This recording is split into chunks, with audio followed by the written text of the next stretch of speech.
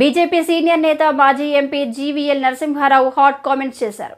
ఆంధ్రప్రదేశ్లో double engine సర్కార్ వల్ల రాష్ట్ర ప్రయోజనాలకు శుభ పరిణామమని, కేంద్రం ఏపీకి నిధులు ఇస్తే కాంగ్రెస్ ఎందుకు కళ్లల్లో నిప్పులు పోసుకుంటుందని ప్రశ్నించారు.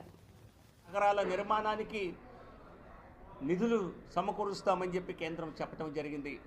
ఒకటి విశాఖపట్నం చెన్నై కారిడార్లో భాగంగా కొప్పర్తి, కడప సమీపంలోని కొప్పర్తి దగ్గర ఉన్నటువంటి పారిశ్రామిక వాడ నిర్మాణానికి, పారిశ్రామిక నగర నిర్మాణానికి, అలాగే వరవకల్ బెంగళూరు హైదరాబాద్ ఇండస్ట్రియల్ కారిడార్లో ఉన్నటువంటి వరవకల్లో కూడా పారిశ్రామిక నగర నిర్మాణానికి కేంద్ర ప్రభుత్వం పెద్ద ఎత్తున నిధులు ఇచ్చేటువంటి స్పష్టమైనటువంటి ఒక వాగ్దానాన్ని, ఒక సందేశాన్ని ఈ బడ్జెట్ ద్వారా ఇవ్వటం జరిగింది.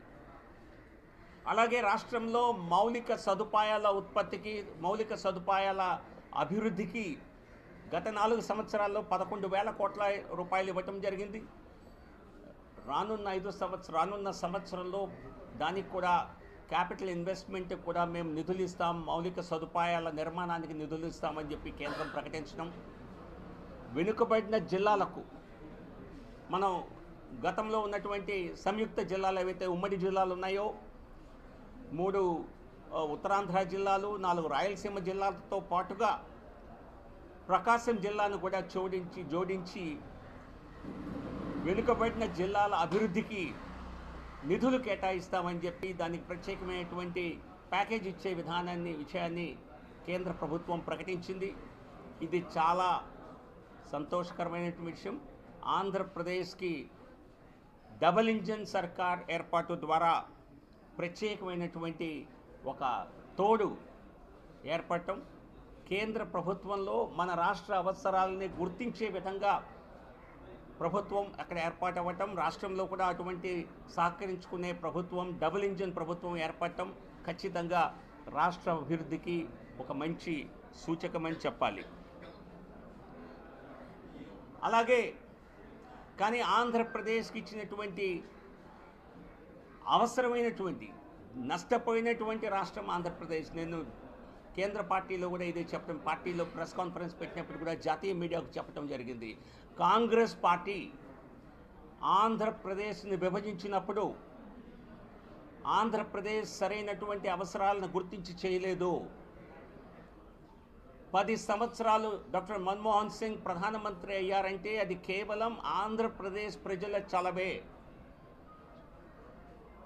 ఆంధ్రప్రదేశ్ నుంచి సీట్లు రాకపోతే సోనియా గాంధీ పెత్తనం చెలాయించేవారు కాదు, మన్మోహన్ సింగ్ 10 సంవత్సరాలు ప్రధాని అయ్యేవారు కాదు. ఆ రకంగా 10 సంవత్సరాలు ఆంధ్రప్రదేశ్ ప్రజలు ఇచ్చినటువంటి సమర్థనతో అధికారంలోకి వచ్చి ఆంధ్రప్రదేశ్ గొంతు నిలిమేటువంటి పని ఆ రోజు కాంగ్రెస్ పార్టీ పార్లమెంట్లో చేసింది. సహేతుకంగా, శాస్త్రబద్ధంగా, సరైన సమయంలో, సరైన చర్చలతో అందరినీ ఒప్పించి చేయవలసిన నిర్ణయాన్ని చాలా మొండి వ్యవహారంతో, వైఖరితో చేశారు. ఆంధ్రప్రదేశ్ ప్రయోజనాల్ని పూర్తిగా నిర్లక్ష్యం చేశారు. మరి అటువంటి కాంగ్రెస్ పార్టీ ఆంధ్రప్రదేశ్కి నరేంద్ర మోదీ గారి ప్రభుత్వం ఈ విధమైన కేటాయింపులు చేస్తే విమర్శించడం అన్నది చాలా దివాలా కోరుతనమని చెప్పాలి. దీనికి తెలంగాణ ప్రభుత్వం, తెలంగాణ ముఖ్యమంత్రి వత్తాసు పాడి ఆంధ్రప్రదేశ్ ప్రజలకి కొద్దిగా సమర్థన కేంద్రం నుంచి ప్యాకేజ్ లభిస్తే దాన్ని విమర్శించడం, రాష్ట్ర అసెంబ్లీలో పెట్టి దాన్ని వ్యతిరేకించడం, ఇదంతా కక్ష సాధింపు వైఖరిగానే కనిపిస్తోంది. నష్టపోయిన రాష్ట్రానికి చేయూతనివ్వాల్సిన బాధ్యత కేంద్రానిది. మరి మీ పార్టీ కూడా అధికారంలోకి వస్తే ఆంధ్రప్రదేశ్కి అది చేస్తాం, ప్రత్యేక హోదా ఇస్తామని మేనిఫెస్టోలో పెట్టారే. మరి ఎందుకు నరేంద్ర మోదీ గారి ప్రభుత్వం ఆంధ్రప్రదేశ్కు చేయూతనిస్తే ఎందుకు కాంగ్రెస్ పార్టీ కళ్ళల్లో నిప్పులు పోసుకుంటోంది?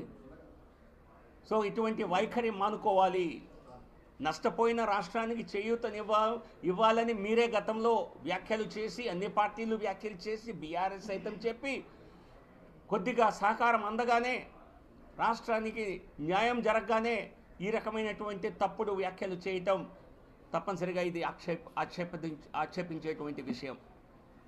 ఇదే కాకుండా కాంగ్రెస్ పార్టీ నాయకుడు రాహుల్ గాంధీ గారు నిన్న పార్లమెంట్లో మాట్లాడుతూ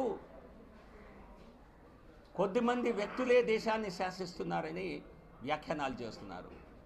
మీ కుటుంబమే దేశాన్ని, ప్రజాస్వామ్య దేశాన్ని రాజరికంలా మార్చి దేశ ప్రధానిని, అప్పటి ప్రధాని మన్మోహన్ సింగ్ గారిని మీ చెప్పు చేతల్లో పెట్టుకొని ఆయన ఒక ఆట బొమ్మగా మీరు మార్చిన రోజు మీకు ఈ విషయం గుర్తుకు రాలేదా రాహుల్ గాంధీ గారు?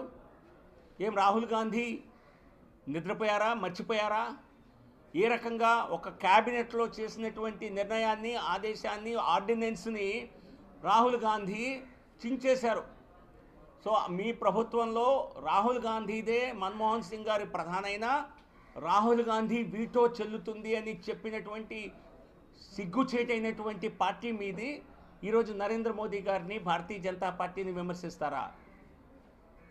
సో అన్ని వ్యవస్థల్ని దిగజార్చి ప్రధానమంత్రిని సైతం కీలుబొమ్మ చేశారు. ఈరోజు ప్రధానమంత్రి అన్నా, ప్రభుత్వం అన్నా ప్రజల్లో ఒక నమ్మకం, ఒక గౌరవం, ఒక విశ్వాసం ఉన్నాయి.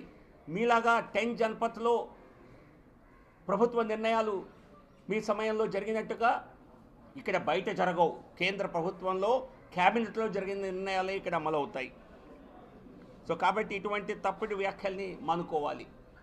ఈ బడ్జెట్లో ఇచ్చినటువంటి డాక్యుమెంట్స్ ద్వారా